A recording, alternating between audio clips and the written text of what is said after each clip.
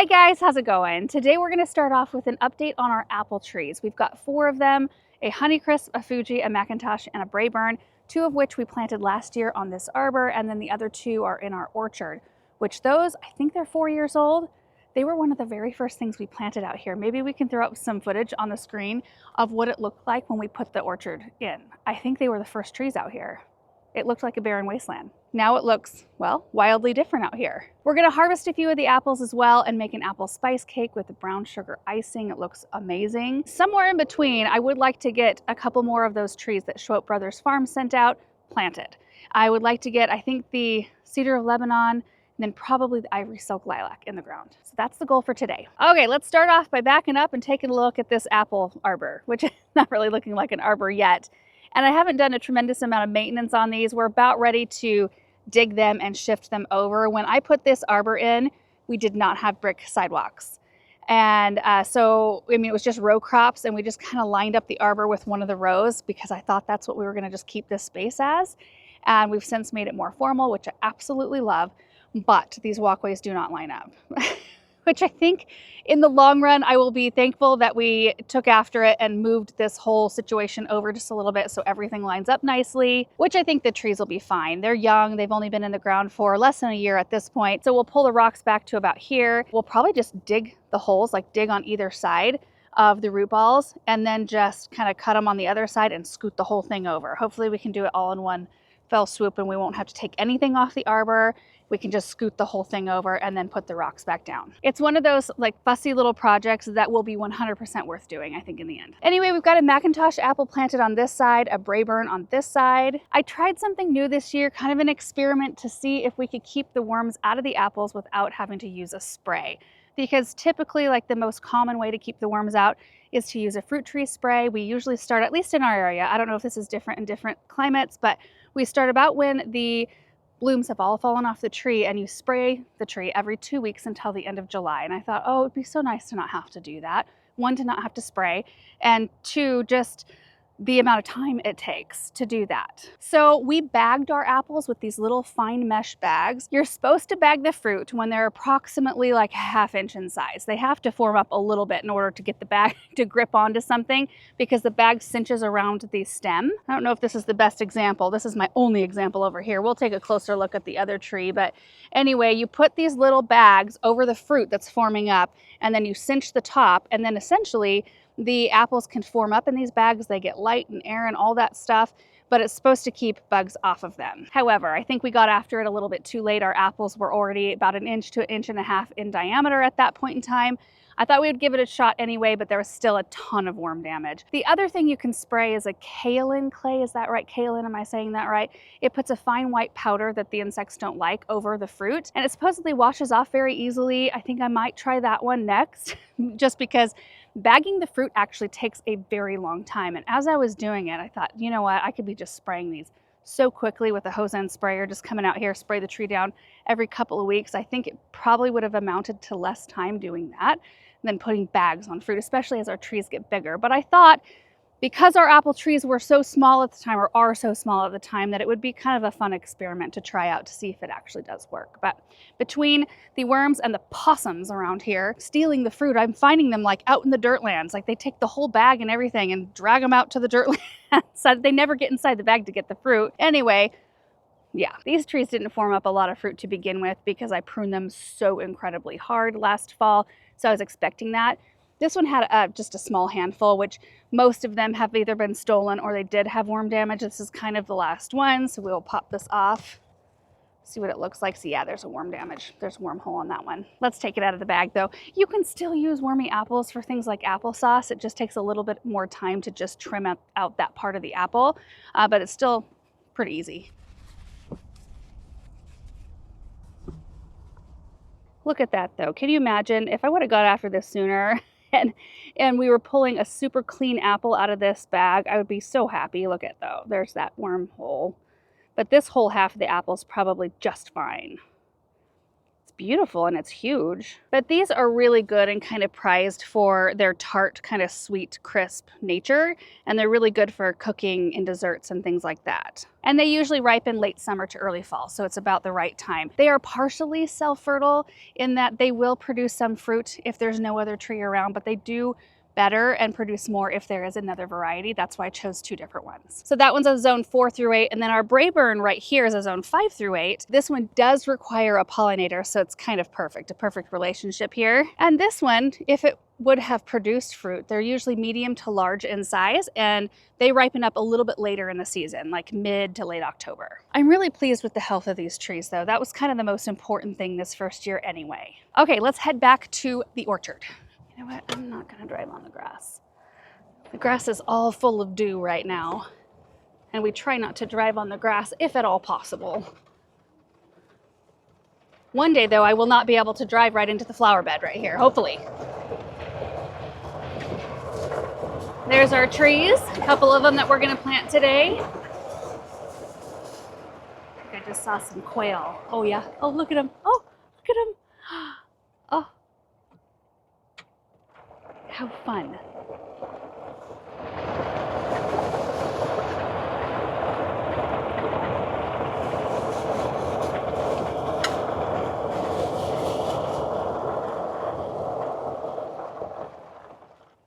I don't know if you guys can see all the moisture in the grass. My feet are about to get so wet. But real quick, let's take a look at these strawberries because, oh my gosh, can you believe these are first year berries?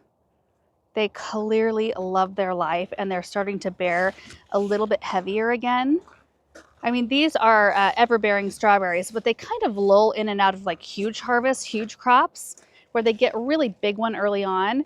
And then they're a little bit sporadic for a few weeks, and then they'll put on another big crop, and then sporadic, and then another big crop, and so on and so forth. But these are seascapes, just looking beautiful. Oh, there's another one. Okay, so here in the orchard, we've got one apple tree here. This is our Honeycrisp, and then on the opposite end, we have our Fuji.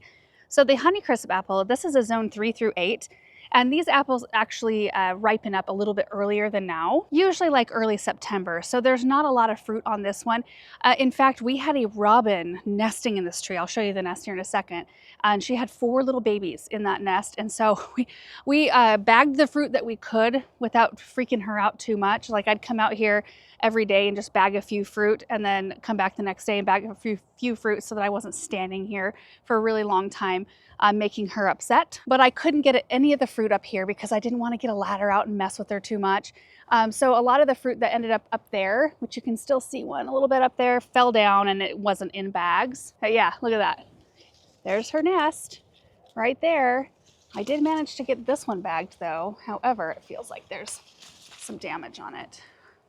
Yeah, look at that. My goodness, look at how big this apple is though. They really grew beautifully. And it is fun to run experiments. I enjoy doing that, but boy, part of me wishes I would have just sprayed these trees. Here's another. Oh, this one's clean. Oh, look at this beauty.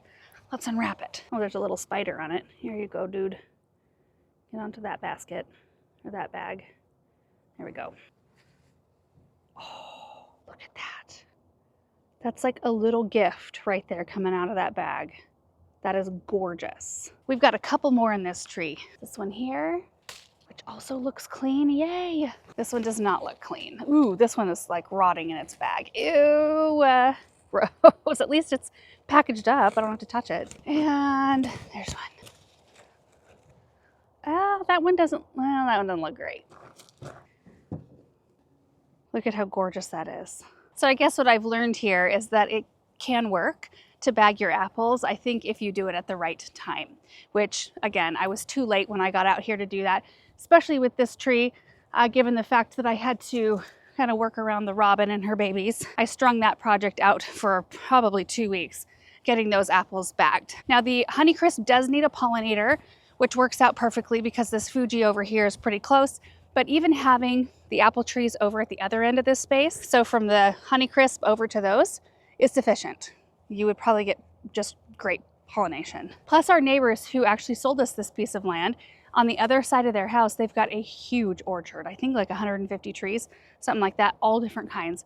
So I've never really worried too much about pollination because if you're within the same kind of mile, usually, I mean, the closer the better, but pollinators travel quite a distance. And the Fuji apple tree, which has got kind of a lean going on. Look at that. It kind of drives me nuts. I didn't catch it early enough. So it's just gonna grow like this. But you can see that we've got quite a few more fruit bagged in this tree. Now this one is a late season ripener. So we might find a few here that we can pull off. Like, let's see, right in here, you can see a little bit of red blush on that fruit. And usually that's what you wanna look for. Oh, beautiful, clean. I think a lot of what's left on this tree, I think a lot of it's clean. It looks good. This one looks good. I'm gonna leave most of the apples on the tree today because I want them to be fully ripe when we harvest them. Just want enough to make our apple spice cake, which we need 1.5 cups of grated apples. So we've got 2 really good ones in the gator. We've got these 2, so I'll probably just grab 1 more for good measure and then leave the rest. This one looks nice. Correct me if I'm wrong, but I think this one's a zone 4 through 9. It's so fun to come out here and see all of these bagged up fruit, little presents. So while the bagging of the fruit experiment, I would kind of consider largely unsuccessful, at least we got some clean fruit. And it was fun to learn about this different process. I think we could do it better if we did it again, but just given the amount of time it takes to do this method, I don't know. I think we might try the clay next year or traditional method, we'll see. But let's open these up.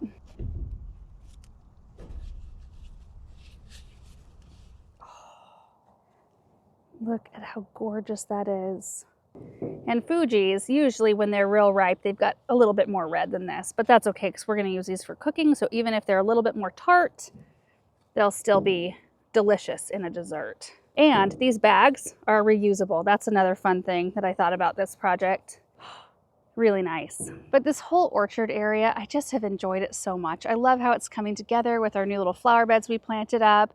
It was so productive this year. I mean, every single tree had fruit, even our little baby one. You know, right behind the shed here, we had a pear and it got fire blight and it looked like it had canker, like it was starting to ooze. So we took that out and put another flavor top nectarine, and this one had a handful of fruit on it. Our other flavor top is much bigger right over there. But my goodness, did we ever have a lot of fruit. It was kind of paying me back for last year after we had 0. In this space. Now that we have enough apples to make our apple spice cake, I think we'll switch gears for just a little bit because it is so glorious out here this morning, and we're gonna get those trees planted. Quick side note, Paul and Aaron have been back here working on the 3 junipers we placed a few days ago, and I wanna show you what they just ran into. Oh my gosh. Well, we've determined that none of this is ours. This is from the previous system. But we're just coming across, so that already came out. We just cut this, but oh my word. This is that's some big pipe. 2-inch. Yeah. Well, and there's wires, and there's also some flex pipe in there. It's like you ran into every possible thing. So I thought, you know, because we do have a line that comes this way, but I'm pretty sure it's like 6 to 8 feet away from this court. So it's more where these are sitting. Yeah, they're probably about underneath where the junipers are. But you know, we ran across this, we just cut this out, but there was a pipe running along here, and I thought that that was live water, but it wasn't. It's tough when you buy a property that kind of already had a bunch of old stuff that didn't really work very well. So are you just gonna continue on with shovels then? You could use the auger over here. We might use the auger for the last one, the 3rd one, but I think we'll just keep cutting stuff out. I'm glad that's not my project this morning. We are gonna go around and look for a couple of spots for those other 2 trees. So I guess technically today we're getting 5 trees in the ground. Okay, I gotta remember how to drive this thing. I figured I would pick up those trees and just go set them in their spots. Get us half the way there.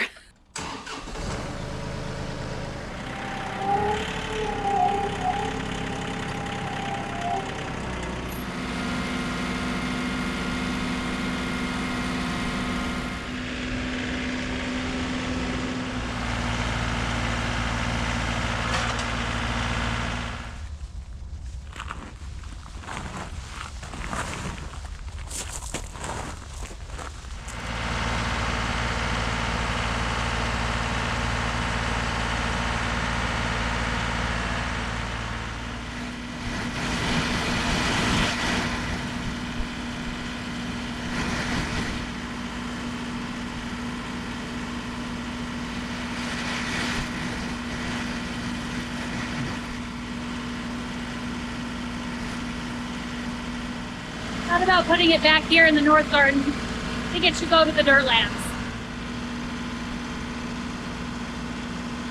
Oh, that looks good. We haven't put them in yet.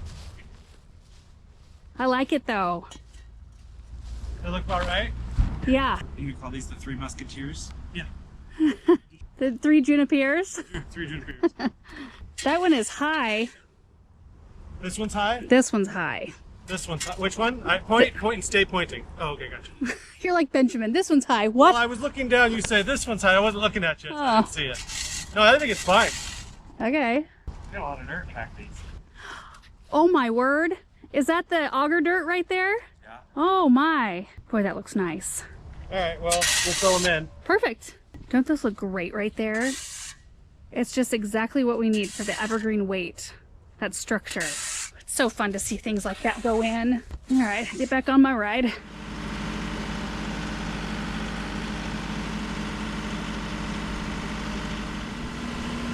Oh my word.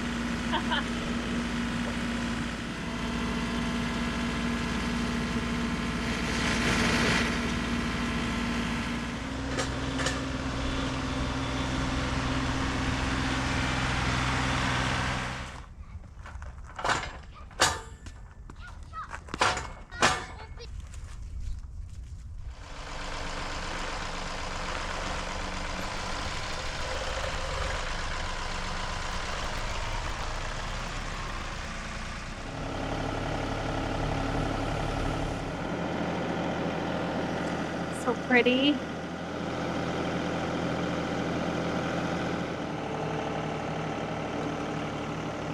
Okay, well, I was gonna put it here, but I just looked it up. Everything we're planting around the paddocks, I'm looking up to see if they are toxic to horses. And it says, yes, cedar trees are generally not recommended for horses because the strong scent and oils can irritate their respiratory systems and cause allergic reactions. So we're gonna find a different location for this one. It would have been so pretty right here. Boy, these bags are strong because this is a great big one. And this is the one, actually, let me turn this off. So I did notice, some of you might remember, I showed you right after we unloaded these trees that there was a wire basket or part of a wire basket sticking up out of this container on just the cedar right here. And I didn't know that they did B&B, like with the wire cages and all that kind of thing. So what we've learned, and I'm gonna read this so that I get it right, is that 2 of the species, the pines and cedars in particular, they seem to like to be grown in heavy B&B soil versus the lighter growing media that they usually use. And they're still learning about what types of trees thrive and have roots that adapt to growing in this plant right type of packaging pot. So for these, they dig small B&Bs and then continue to let them grow on in the plant right pot. The other thing I've learned, which there were a lot of good questions you guys had about these trees, and I'm learning about this too, clearly. I've never planted trees out of these type of bags before. But one of the questions was, are the plant right packages biodegradable? Not yet, but it's currently in development. And these plant right pots are made of only 10% of the plastic that's used in traditional black pots. And Beth let us know that, and she thought that my mom and I in particular would be happy to learn about the way they designed these pots. It's wider, they're wider than they are tall, so they don't blow over in a garden center setting. And you can imagine, if you've got a bunch of things set out in a garden center situation, unless you have them lashed down to the ground, when you get winds, which we get some pretty fierce winds around here, everything blows over. So if we have things in these type of pots that are counterbalanced a little bit better or like heavier on the bottom, then that might be nice. Now I haven't experienced that, so I don't know for sure, but that's promising.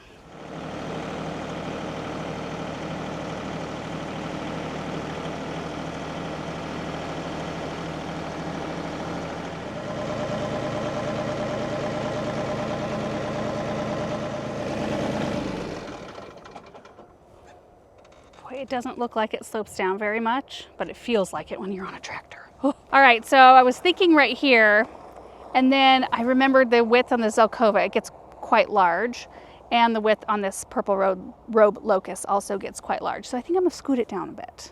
It's the day of indecision.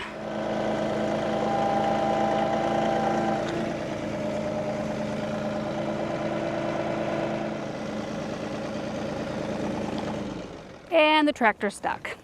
Lovely. Okay, let's see if that gets us out of the jam.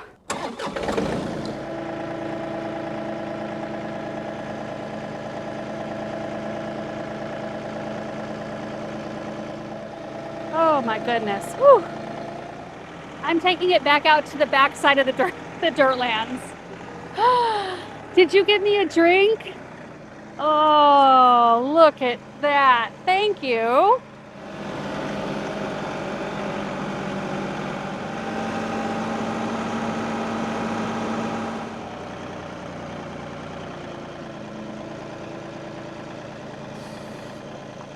Okay, so we're in the back of the dirt lands, a good distance away from the paddock. So I think we're okay. Plus we've got another cedar right over there, and we've got another one right back in there. I think that'll be really pretty. We've got some Spring Grove arbs right here and then a Norway spruce there. So this will have a little bit more of a blue tint to it than the others do, but it can just do its thing back here. And I'm just gonna leave the tractor right here with it until we've got the auger back here. That way I can lift and move the tree out of the way because that one is heavy.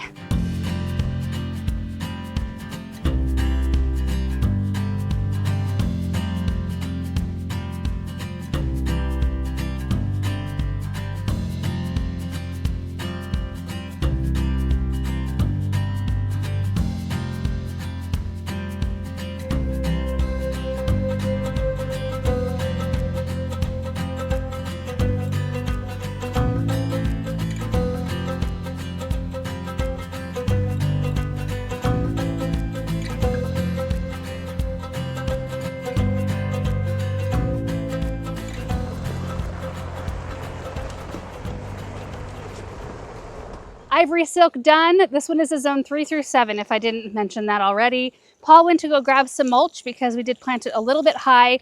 Given the fact that this is all pretty rough and raw ground right here, we will be bringing in a layer of mulch to mulch this whole area at some point probably soon. So we wanted to make sure that the root ball was up a little bit higher to accommodate for that. But I think this is perfect for this spot. I'm really excited, yeah. Okay, so let's go get that cedar planted. Then we can head in and make our cake. I'm excited for that. That'll be a nice treat at the end of the day. So this one, we're going to be removing the bag first, using the pinchers to grab the B&B that's inside that container like we normally do, so we can cut the cage off. We initially used the auger to dig a hole right here, and then we realized, actually Aaron remembered that we're gonna be putting a grass pathway through here eventually, and this was kind of right in the middle of it, so we bumped it back.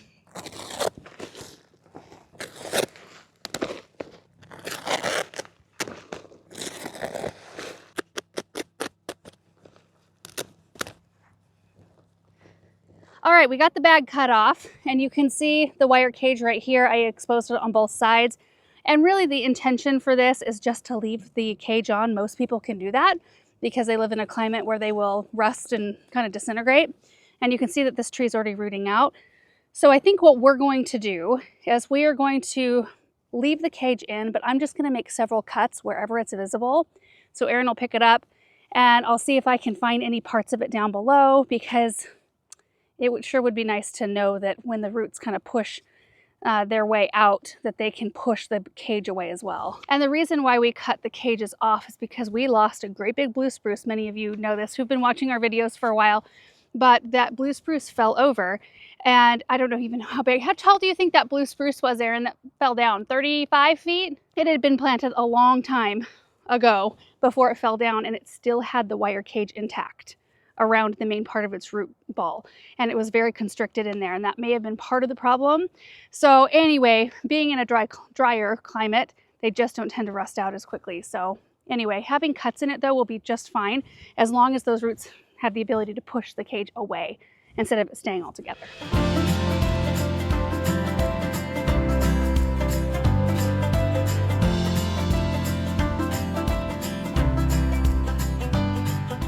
I can see the whole bottom of the cage, so I can cut it all out. It's perfect.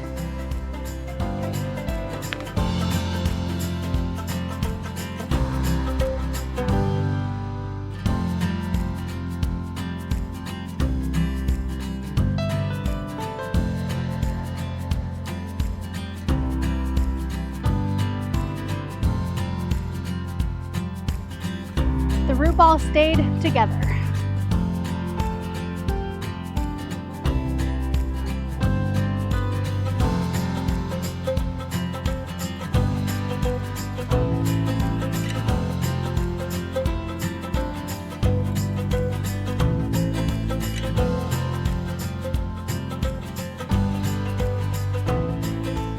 Okay, there it is. It looks so good. So Erin brought over a scoop of mulch, put it around the base because we're kind of on a hillside. So you have to dig the hole to where it sits up higher on the back end to make it straight. So we just have to kind of build up behind it a little bit. But these usually grow between 40 and 60 feet tall, which is super, super tall. But Erin, do you hope it grows taller? Because I think the recorded one I was reading about was 100 feet tall. Oh, really? Can you imagine? I hope it grows a million. Can you imagine? I think it'll be great back here. Fill up some space. How wide? So if it's 40 to 60 feet tall, it's probably 20 to 30 wide, I'm guessing. Zone 5 through 9, I believe. And that is it for tree planting for today. So 5 in the ground. So let's head inside and I will walk you through this apple cake recipe. We get to start off by grating our apples. So this whole cake is just full of grated apples, which I think is going to be the most wonderful texture. All right, guys, we've got our apples here in the kitchen. I've got everything set out I think that we're gonna need. So I wanna take a second to show you the recipe really quickly, and I will try to remember to type it and put it in the description box below. It's got a lot of different spices in it. I mean, it's all staple stuff though that you've got usually have in your cupboard. So let's take a quick moment to look at that. Yeah, if you see it typed down below, it's probably a little bit easier to read than my handwriting. And you'll notice down here, 350-degree oven for 35 to 65 minutes. And the wide range depends on the size of pan you're putting it in. So the smaller the pan, like it says 8 by 8 right here, or if you're gonna be doing it in a loaf instead of a cake, it might take a little bit longer as opposed to like just a larger size pan. Okay, and Benjamin and Samantha are gonna be helping me today. I'm gonna have Benjamin grating. What happened? Ooh, I put my foot in here. Oh, careful. Benjamin's gonna be grating up the apples. Now the beautiful part of this is that we don't even have to rinse these if we don't want to because they have nothing on them. There's no spray.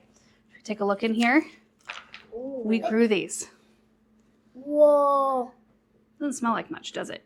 No, it doesn't. But this will be nice. Let me try. Tastes good. Tart. Woo, that one's tart. Okay. I'm gonna cut that one open. And then I'll show you how to grate them. And you can leave the skins on. You don't have to peel these. Oh, yeah. Yeah, I knew that. Smell that. Let's use all of that one out. It looks like nope, there's just seeds. I'll cut those out and then let me show you how to grate these up, bud. Okay, Benjamin, check this out. So you put this on the board and then you take this. Oh, okay. And you move it along that. Be careful of your fingies. Hold it to where your fingers are as far away as possible, like that, okay? Just go slow so you don't cut yourself, okay, baby? We are going to mix the dry ingredients next. So we need 2 1/4 cup flour. So I'm gonna grab some flour. I'm gonna grab some flour like that. And then Yeah. do it with a knife. And then you can put that in the bowl. Oh, Okay, now that's the small one. Now we need to do the big one twice. Oh my gosh. Yep, so we spoon the flour in. That's what we do when we bake, huh? Yeah. Yeah. So excited to make a cake. And then we do this with the knife. Yep. And now I'm gonna put it in. Yep. Okay. One more time. How's it coming, Benjamin? Good, look at that. Ooh, excellent. Okay. That's a good one, Mom. Thanks, babe. Smaller. Okay, so that's our flour. Now we need 1.5 teaspoons of baking soda. Can I put it in? Yes, ma'am. 1 teaspoon salt. Do you want to measure it out? Yeah. Okay. Don't put it in until we level it up. Make sure to get all of it in there. Good big scoop, baby. Big heaping scoop. There you go. And then you kind of shake it like this. Can you do it now? There we go. Now we put it in. Can you grate it now? Sure. It's getting a little too low. Mama, I'm upside down. Are you? I'm still upside down. Okay. Oh man, geez, you're good. Well, I've had a lot of years of experience, but I'm upside down. you'll get better and better as you get, even today, as you get further into it. Here you go. You're doing a great job. Yep, you mix that, and then we're going to put some spices in. 1 teaspoon of cinnamon. What does it go taste like? Can I taste it? Smell that. Yeah. That smells good. Hang on. Oh, that was You can always go heavy on the cinnamon.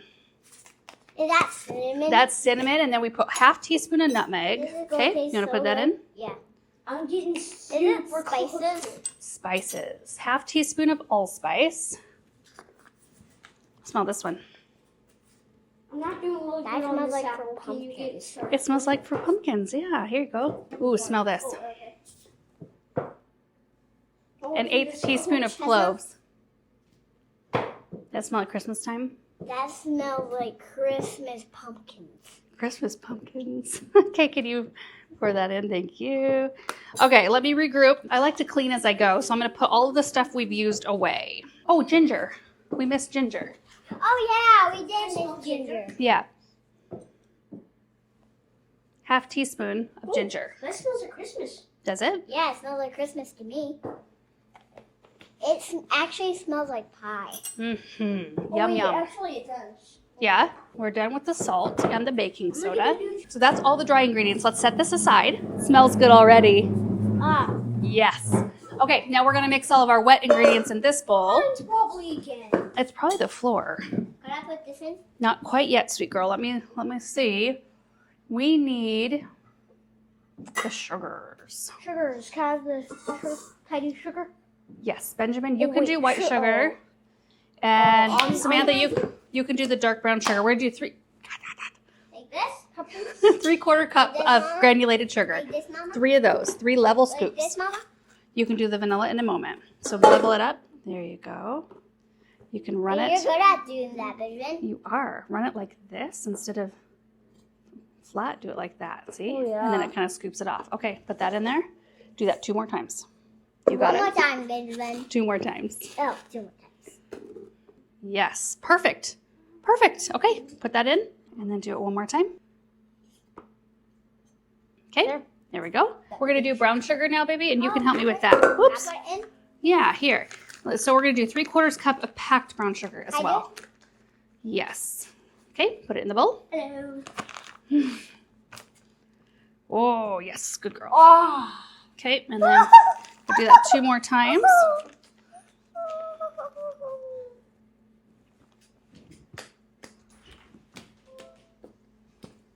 Oh. There we go. Okay, Samantha, you stir that up, please. Then we're going to do a 1/2 cup of sour cream at room temperature. Put it in. Oh, yep, just a moment. We got to measure it. See, we're spooning it out of this container into our 1/2 cup measuring cup. Mama, Yep. can I put it in? Yes, you can in just a second. Okay, you put that in there. And then, Benjamin, I'll let you do the oil if you want. Oh yeah, all the oil. Okay, Is that enough? all of it. I don't know how to put all of it. Okay, I can help you. Here. I got Is it nice some of with it. your help? Oh, it's so nice. The process is so much more fun. Yeah. Yeah. That's it. Yeah. It would have been Now? a bit boring without us. Yes, it would. Life would be boring without you. Oh yeah. I wouldn't like to live that life, that's for sure. Benjamin, you can do 1 egg and Samantha can do 1 egg. So let's crack it into this bowl first. Hold on. You can just keep stirring for now. Okay. I actually just want to put it in the bowl too. So these are the eggs from our chickens, and the shells, here I'll hold this, are really thick. So we like to crack them into the clear bowl first so we can extract any shells I do that it. might make it in. I do it now. As soon as Benjamin is done with his turn here. Hold up. Oh, I definitely got it. Oh, I'm getting it. Are ya? Look at the yolk out of that. Oh boy. Oh, did I squish it? Hold up. I'm not actually sure what's going on here. Did this thing? Oh, there it is. There we go. There it is. There we go. All right. There it is. We got it worked out. Now we got to get all the shells out. In a minute it is. These are going to be healthier. Okay, then we can look from underneath. Do you see any shells? I don't. Yeah. Okay, you can pour it in the bowl. And then Samantha, you can crack your egg into this bowl. Okay. There we go. There. Teamwork. Yeah, teamwork. Makes your dream work, right? Oh. Ooh. Oh, I forgot. I need to wash my Okay. hands. Why don't you go wash your hands in the bathroom real quick? All right. We're doing 2/3 cup of oil. And go ahead. Pour it in. Good job. Okay, now stir that in gently. Ooh. And then we're doing 1 teaspoon of vanilla. Want to pour that in? Ma, look at. Oh, yes. Ma, I love vanilla. Me too. Okay, let me see for just a moment. I just want to show everybody what it's looking like right now. You see that? Just kind of a, yeah. It doesn't look appetizing, but it will be. Okay, I'm going to finish up the apples here. Okay. I keep stirring. Yeah, you can keep stirring. It works. I should put some apples in.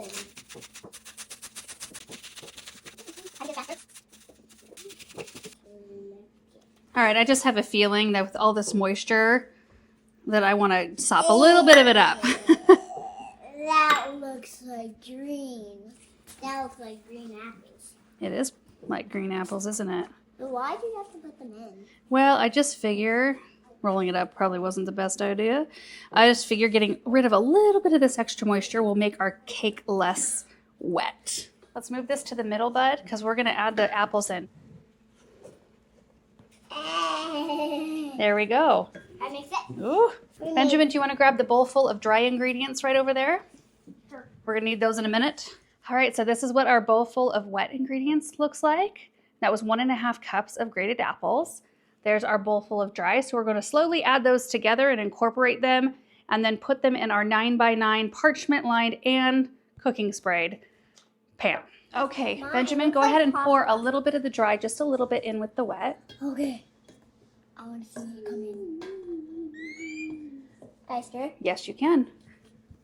Benjamin, just a little bit more now. Shake some out, babe. There you go. There you go. Okay, we'll get that incorporated. Yeah. Oh, it smells yummy, doesn't it? Oh. Delicious. Oh, yummy. Okay, Benjamin, a little more. Okay. Bring it in the bowl. That's good. Now, Samantha, mix it in. All right, Benjamin, pour the rest of it in there. All the rest. Good job. I'll take that. Thank you.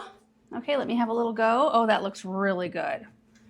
Okay, I'm going to use the spatula. How's that smelling, babe? And Mom can. I wish I could look it. That's all wet ingredient. Yep. Okay, now I'm going to put it in the pan. Okay. Then we're going to cook it for a while. Yep. You can hear the oven. I've already got it on. And then after all this, you know what time it is. It's What? Sugar time. All right, we're going to put this in our 350-degree oven, and we'll start checking it at about 35 minutes.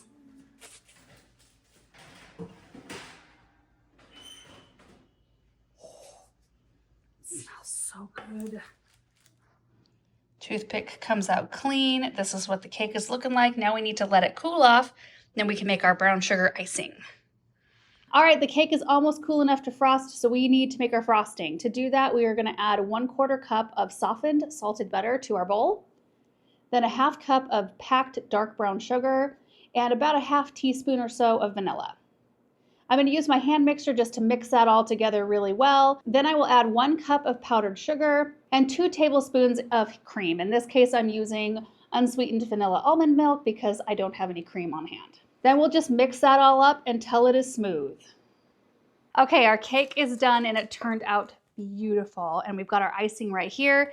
So I'm going to take this out and put it on our cake stand before we ice. Let's see if I can get this paper out easily. Oh yeah. Oh, it smells amazing. Even when it's really cool. It smelled so good while it was baking. Now on goes our icing.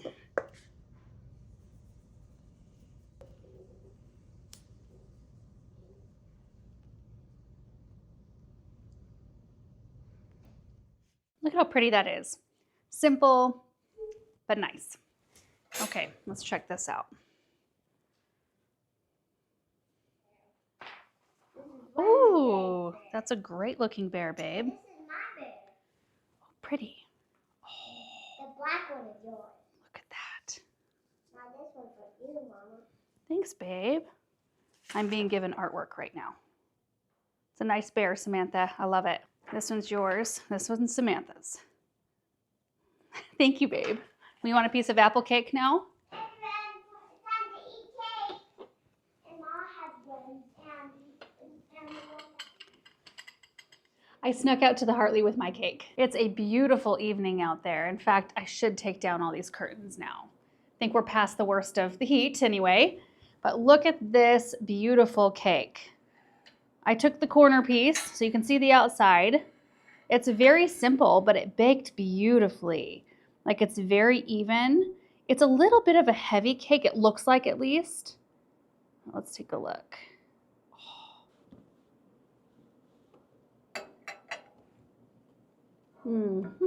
That has all the flavors that an apple cake should have. And having it grated in there instead of chunks, I love that because I'm such a texture person. So whenever I have like baked chunks of apples and stuff that I run across, or baked chunks of anything really, unless it's chocolate, I don't really love that texture. So this is just very well incorporated.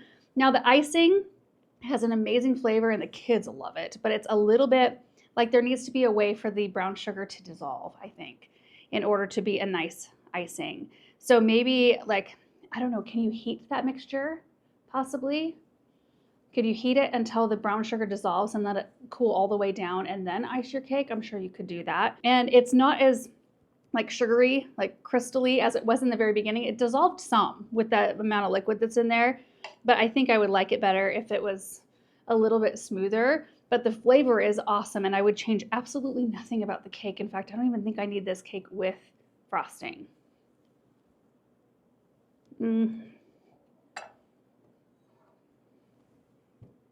Cheers.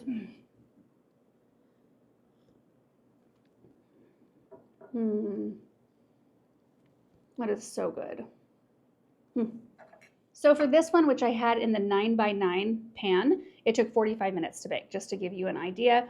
I did cover it with foil at that 35-minute mark so that it wouldn't get any more brown, but my goodness, it smelled at the house just how you want your house to smell in the fall. And it's 100% kid approved as well. Both of the kids are inside eating their piece right now. Samantha asked if she could have another piece as I was leaving the kitchen, and I told her when I get back inside, I'll get you another piece. But this is gonna make for an amazing breakfast tomorrow morning too.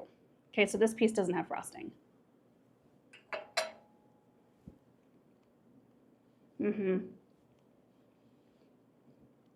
So yummy. That would be really good made into a loaf too. Like amazing as an apple spice loaf. So anyway, guys, thank you so much for watching today's video. I hope you enjoyed it. I was just really looking forward to giving you an update on the apples. Even though it wasn't 100% successful, we still got fruit from it. And I'm happy to learn along the way too, better ways to do things. And, if we went with the bag approach, I know I need to get after it earlier. That needs to be a priority if I want it to work properly, but maybe we'll do an experiment with the kale and clay next year just to see how that works and learn something together with that. And I'm happy with all the trees that got put in the ground tonight. In fact, Aaron and I think there's going to be enough light left. We'll get on the golf cart. We usually drive around with the kids in the evening or walk around and take a look at whatever we've gotten done that day. It's a really fun part of the day for me. So anyway, if you try this recipe out, let me know. If you figure out a better way to do the icing, also let me know. I might tinker around with it a little bit as well. So anyway, thank you guys so much for watching, and we will see you in the next video.